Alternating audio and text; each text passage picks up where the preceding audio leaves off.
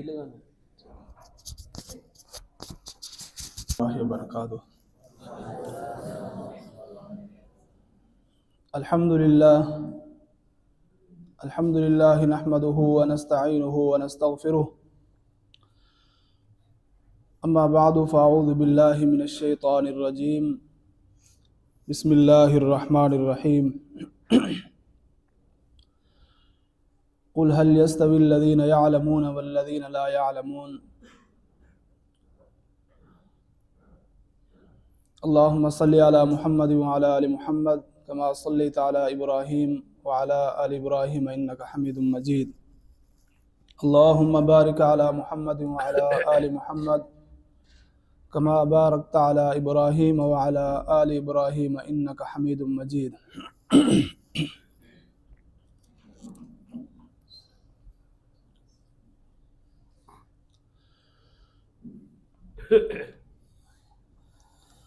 سب سے پہلے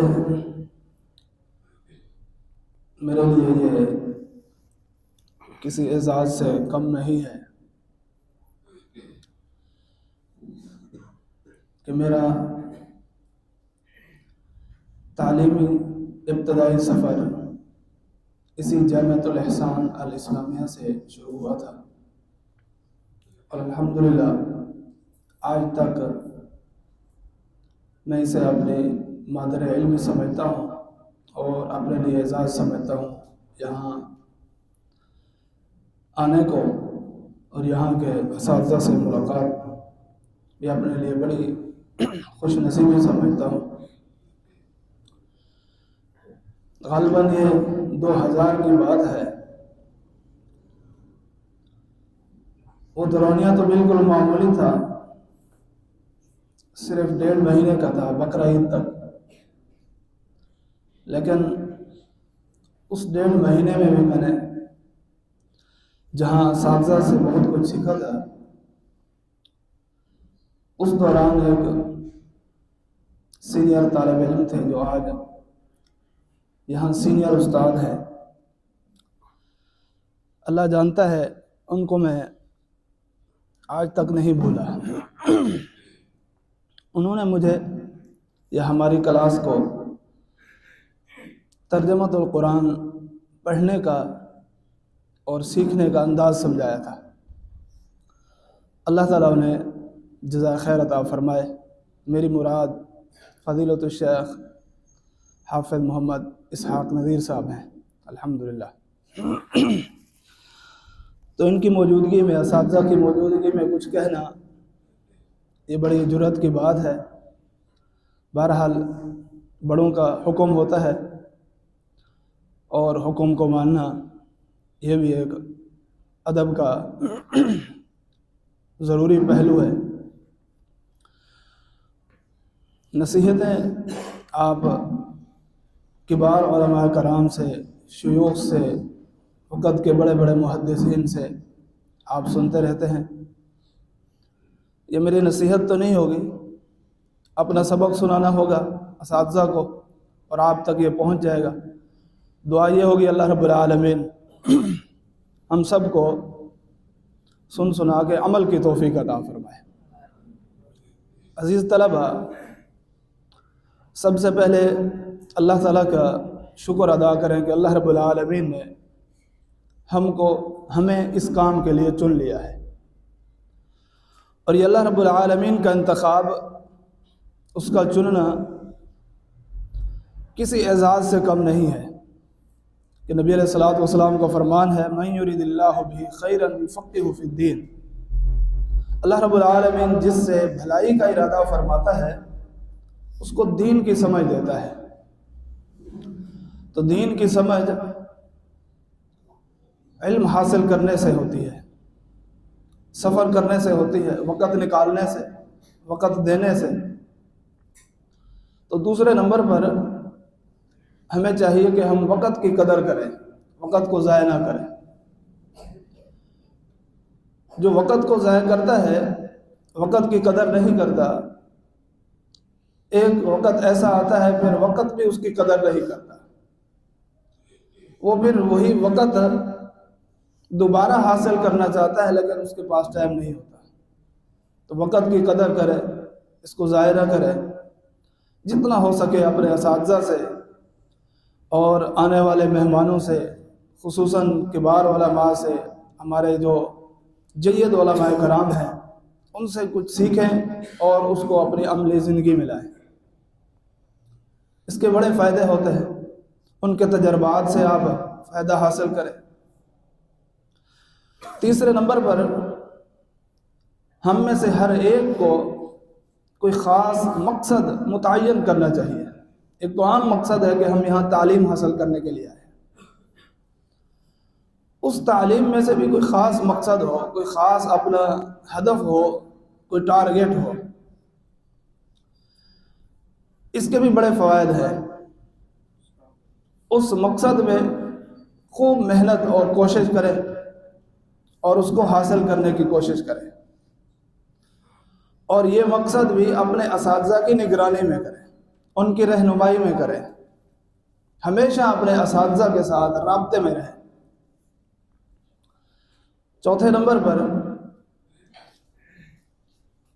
جو اساتذہ کی طرف سے یا ادارہ کی طرف سے ہدایات ہوتی ہیں یا قیود اور شروط ہوتے ہیں، پابندیاں ہوتی ہیں، وہ بظاہر ہمارے لیے بڑی سخت ہوتی ہیں اور بے جا نظر آتی ہیں، لیکن نہ وہ ان سختیوں کو لاگو کرنے میں اور نہ ادارہ ان سختیوں کو اس پر پابندی کرانے میں آپ کے کوئی ظلم یا زیادتی یا آپ کے ساتھ ناانصافی کا ارادہ نہیں رکھتے، بلکہ ہر ایک ہدایت کے پیچھے، ہر ایک پابندی کے پیچھے ان کا یہی ارادہ ہوتا ہے کہ یہ یہاں سے کچھ بن کے جائیں اور جو یہ مقصد لے کے آئے ہیں اس مقصد میں کامیاب ہو کے جائیں، وقت ضائع نہ کریں۔ پانچویں نمبر پر آپ اپنے اساتذہ کا ادب و احترام لازم اپنے اوپر کر لیں، اس لیے کہ اساتذہ کے ادب و احترام کے بغیر جو کچھ آپ نے حاصل بھی کر لیا ہے اس کا آپ کو فائدہ نہیں پہنچنے والا۔ ہمارے سامنے بے شمار مثالیں ہیں، صحابہ کرام کی بھی مثالیں ہیں۔ ایک طرف ایسی شخصیت ہے جن کا تعلق اہل بیت میں سے ہے، بڑا مقام اور مرتبہ ہے، اور دوسری طرف ایک عام صحابی ہے، وہ ان کا ادب و احترام کرنے میں پوری کوشش کر رہے ہیں اور وہ ان کا ادب و احترام کرنے میں پوری کوشش کر رہے ہیں۔ ایک دوسرے کو جواب کیا دیتے ہیں؟ ہمیں یہ حکم ملا ہے اور ہم نے یہ سیکھا ہے، ہم نے دیکھا ہے کہ اللہ کے پیغمبر علیہ الصلوۃ والسلام آپ کے ساتھ کتنا محبت اور پیار کیا کرتے تھے، اور آگے سے یہ جواب ملتا ہے ہمیں یہ حکم ملا ہے کہ آپ اپنے بڑوں کا ادب کریں اور اپنے علماء کا اور اپنے رہنمائی کرنے والوں کا ادب کریں، اور ادب کے بغیر پھر کوئی چیز فائدہ نہیں دیتی۔ علم حاصل کرنا یہ کوئی بڑی بات نہیں ہے، علم حاصل کرنے کے ساتھ ساتھ پھر اس علم پر عمل بھی ہو تو پھر وہ سارے اعزازات، وہ ساری خوشخبریاں، وہ ساری بشارتیں جو قرآن و حدیث میں موجود ہیں ان کے ہم بھی حقدار بن سکتے ہیں۔ انما یخشی اللہ من عبادہ العلماء، اس میں عمل ہے، اور اسی طرح ان اللہ یرفع بہذا الکتاب اقواما ویضع بہ آخرین، اللہ تعالیٰ اس قرآن کے ذریعے، اس علم کے ذریعے بہت سارے لوگوں کو عزت عطا فرماتا ہے، بلندیاں اور بلند مقام عطا فرماتا ہے، اور اسی کے ذریعے اللہ تعالیٰ ان کو اس دنیا کے اندر بھی اور آخرت کے اندر بھی ذلیل و خوار کر دیتا ہے۔ اس میں بھی یہی عمل ہے کہ جو عمل کر کے اپنے علم کو فائدہ مند بناتا ہے اس کے لیے یہ بشارتیں ہیں، اور بے شمار آپ پڑھتے بھی رہتے ہیں، سنتے بھی رہتے ہیں، قرآن و حدیث کے بے شمار دلائل ہیں کہ شہد اللہ انہ لا الہ الا ہو والملائکۃ واولو العلم قائما بالقسط، یہ اولو العلم قائما بالقسط یہی عمل ہے۔ اور اسی طرح اللہ رب العالمین نے فرمایا یرفع اللہ الذین آمنوا والذین اوتوا العلم درجات، یہ ساری بشارتیں ہیں۔ نبی علیہ الصلوۃ والسلام نے فرمایا کہ عالم کے لیے، طالب علم کے لیے دنیا کائنات کی ہر چیز مغفرت کی دعا کرتی ہے، تاکہ فرشتے اپنے پروں کو طالب علم کے پاؤں کے نیچے بچھا دیتے ہیں۔ یہ ساری سعادتیں، یہ ساری بشارتیں تب ملیں گی جب ہمیں اس عمل کو، اس علم کو عمل میں لانا ہے۔ عمل کے بغیر علم بے فائدہ ہے۔ آپ بارہا یہ سن چکے ہیں کہ علم عمل سے پہلے ہے، لیکن عمل کو علم کے ساتھ جو ہے وہ جوڑ دیا گیا ہے، عمل کو علم کے بغیر نہیں چھوڑا گیا۔ تو عملی زندگی یہ بھی اپنے اساتذہ سے سیکھیں، اپنے اسلاف سے سیکھیں، اور اپنے بڑوں سے سیکھیں۔ بڑوں کا ادب، اساتذہ کا ادب، یہ انسان کو دنیا کے اندر بھی اور آخرت کے اندر بھی کامیابی کے زینے چڑھاتا ہے اور کامیابی کے ساتھ ہمکنار کرتا ہے۔ اور آپ دیکھیں اس مقصد کے لیے جب ہم اپنے گھروں سے نکلتے ہیں تو ہمارے ہاتھ بھی خالی ہوتے ہیں، ہمارے دامن بھی خالی ہوتے ہیں۔ یہی مشفق اور مہربان اساتذہ ہوتے ہیں، یہی ادارہ ہوتا ہے، ان کے منتظمین ہوتے ہیں، یہ سب کچھ ہمارے لیے ہی قربان کر دیتے ہیں۔ اور ایک وقت ایسا آتا ہے، چند سال جب ہم گزار کے جاتے ہیں تو ہم وہ کچھ حاصل کر چکے ہوتے ہیں جو دنیا کائنات کے اندر رہنے والے دوسرے لوگ پوری زندگی لگا دیں وہ نہیں حاصل کر سکتے۔ کسی کو سورہ فاتحہ نہیں آتی، کسی کو سورۃ اخلاص نہیں آتی، کسی کو درود شریف نہیں آتا، کسی کو چھوٹی سی سورت بھی نہیں آتی، کوئی دعا تک نہیں آتی۔ کتنا بڑی محرومی ہے۔ اور ہمارے ابتدائی بچے، طالب علم، وہ ایک سال میں اتنا کچھ سیکھ لیتے ہیں جو وہ پوری زندگی میں نہیں سیکھ سکتے۔ تو یہ سارے اساتذہ اور ہمارے جو ہے وہ محبین اور مشفقین، شفقت کرنے والے اساتذہ کا ادب و احترام انتہائی ضروری ہے۔